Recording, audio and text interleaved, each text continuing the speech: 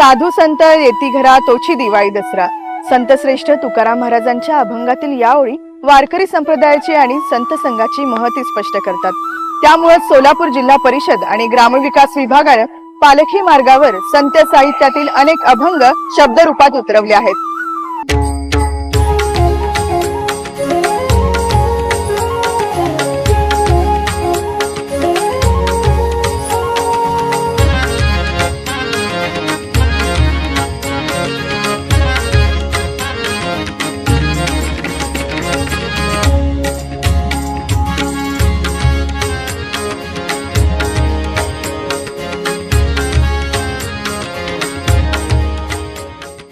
वारीच्या वाटेवर संत विचारांचा प्रकाश.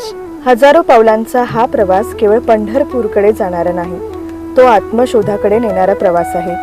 यंदा ग्रामविकास विभाग, पंचायत राज विभाग आणि सोलापूर जिल्हा परिषदेच्या संकल्पनेतून पालखी मार्गावर संत ज्ञानेश्वर महाराज, संत तुकाराम महाराजांच्या अभंगांचे फलक उभारण्यात आले. प्रत्येक फलक हा केवळ शब्दांचा नाही, तर शतकानुशतके जपल्या गेलेल्या आध्यात्मिक वारशाचा साक्षीदार ठरत आहे. पंढरीच्या वाटेतील फलकांवरच्या अभंगातील प्रत्येक ओळ वारकऱ्यांच्या अंतःकरणाला स्पर्श करते.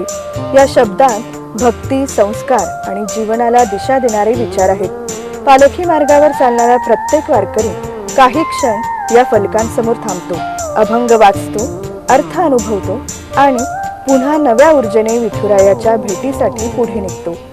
बघून खूप एक चांगलं वाटलं आणि एक मनाला चांगला आनंद झाला की भरपूर लोकांना किंवा जे नवीन वारीत सहभागी झालेत त्यांना असे अभंग वाचायला भेटत आणि मनाला एक प्रेरणा भेटली आणि एक ऊर्जा भेटली.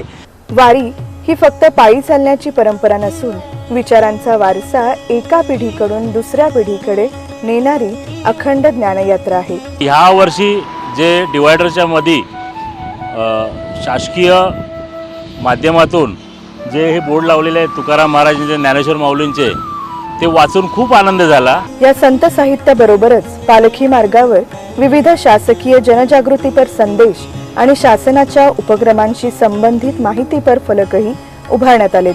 तसेच भारताचे लोकप्रिय पंतप्रधान श्री नरेंद्र मोदी आणि महाराष्ट्राचे लाडके मुख्यमंत्री श्री देवेंद्र फडणवीस यांचे फलकही उभारले गेलेत.